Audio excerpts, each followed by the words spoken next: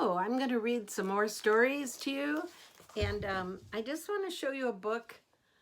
You see, I'm 70 years old now, and when I was about 5 years old, I got this book given to me. Now you can kind of see it looks really old and tattered, and I just want to show you in here.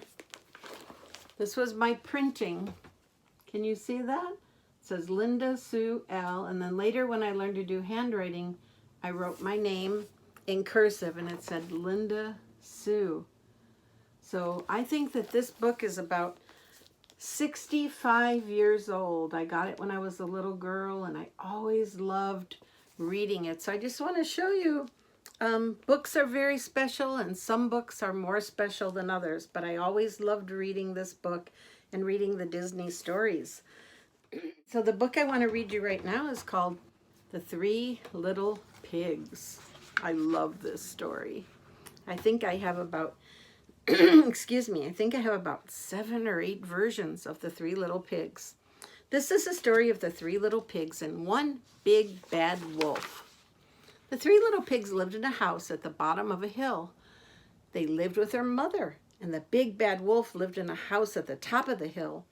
He lived alone. One day, Mother Pig said, "Boys, it's time for you to go your own way and to live in your own houses." "Yes, it is time," said the first little pig. "To go our own way," said the second little pig. "And to live in our own houses," said the third little pig. So the 3 little pigs packed their bags and they left the house at the bottom of the hill. "Goodbye now," their mother said. "And don't forget, watch out for the big bad wolf. He eats little pigs." "Oh, we won't forget," said the 3 little pigs. "B is for big," said the first little pig.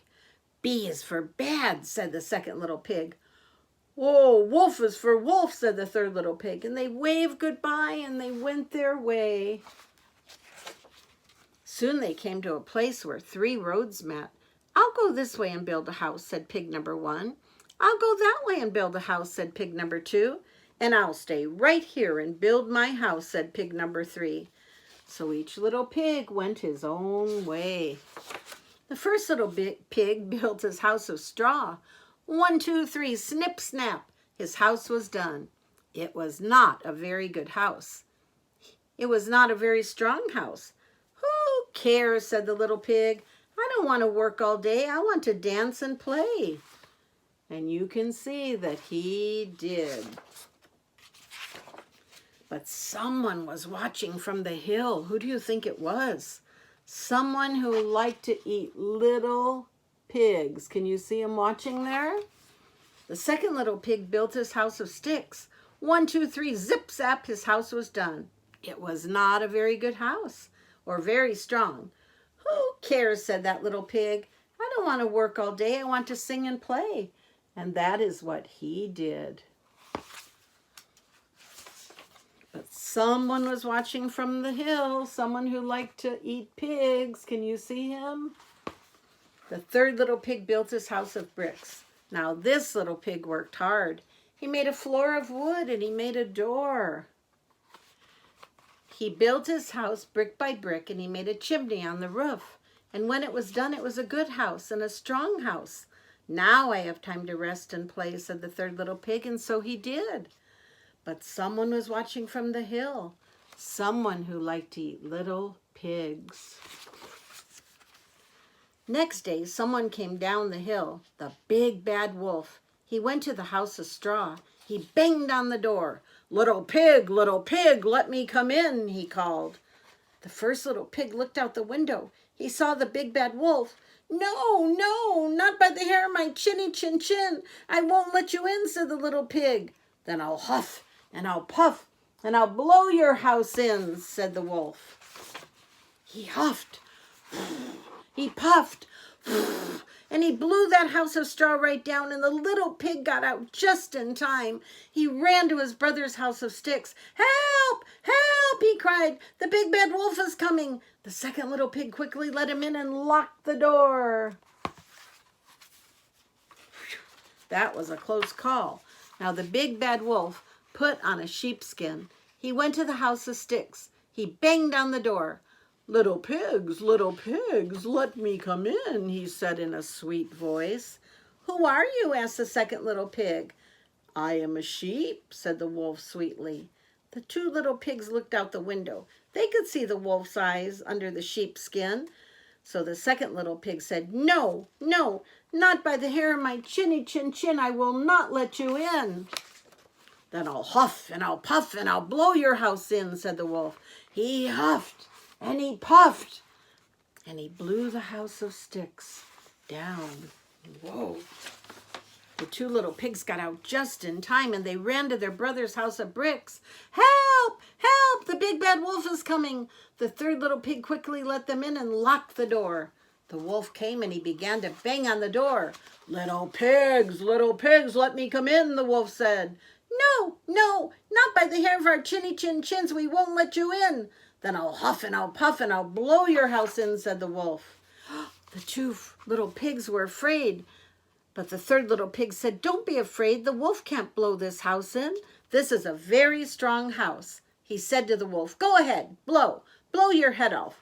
We're not afraid of a big bad wolf. So the wolf began. He huffed, he puffed, then he puffed, and he huffed, puff, huff, huff, puff. Oh, his face got red, his ears got blue, his eyes began to water, but still he could not blow down that house of bricks. Whoa. Now the wolf was mad.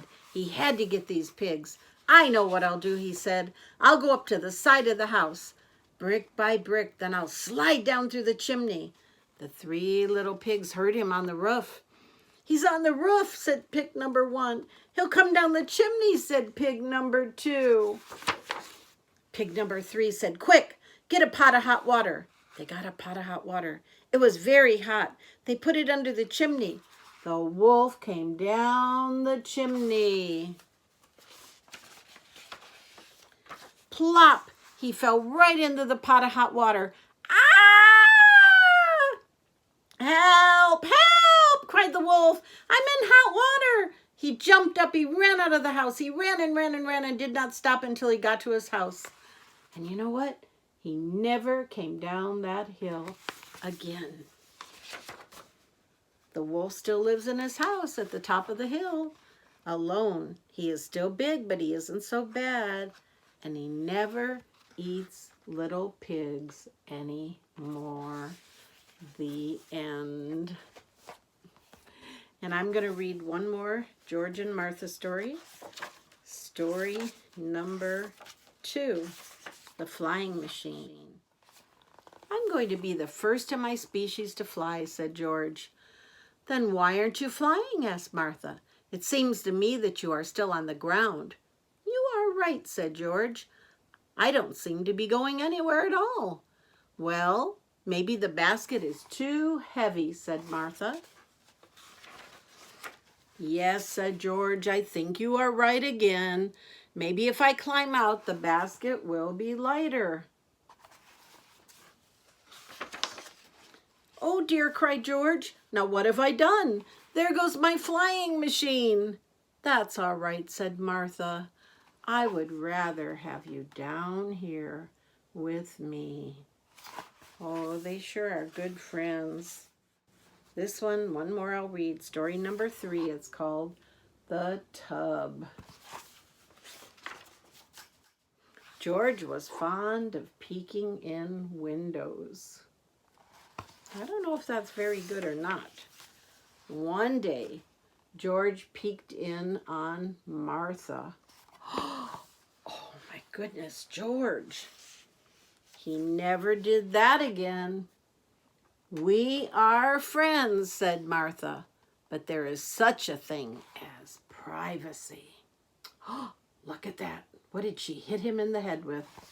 The bathtub. So I think George learned his lesson, and I'm going to sign off and say goodbye, good night, whenever you're watching this. I hope you're enjoying the stories. And you know what? Keep reading yourself and read a book and read lots of books and just keep on being a reader. Bye-bye. Amen.